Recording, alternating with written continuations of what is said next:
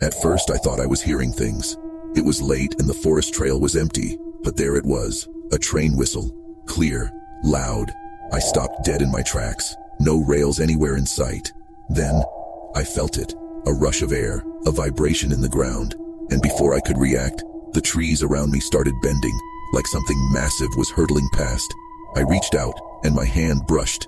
Nothing. But I swear, I could feel the cold metal of a train.